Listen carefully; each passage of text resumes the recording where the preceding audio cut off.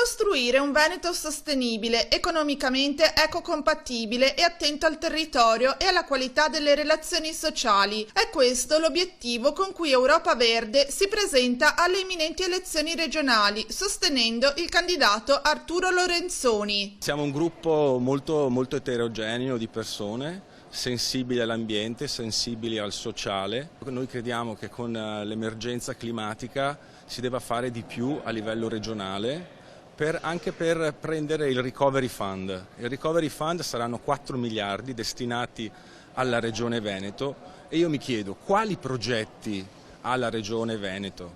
Avrà il futuro candidato presidente una delega o un assessorato al clima?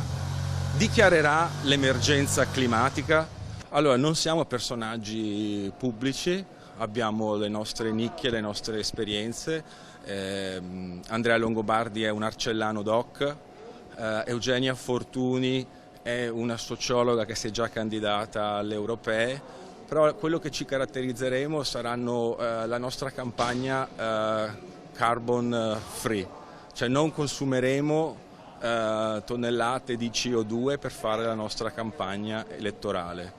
Abbiamo un budget molto limitato e quello ce lo faremo bastare. Contiamo nella sensibilità delle persone. Un simbolo, il girasole, non certo scelto a caso. Il girasole rappresenta amicizia, felicità, allegria e rinascita. Vogliamo piantare un girasole in regione per riqualificare la regione e la ragione ad un cambiamento di paradigma economico.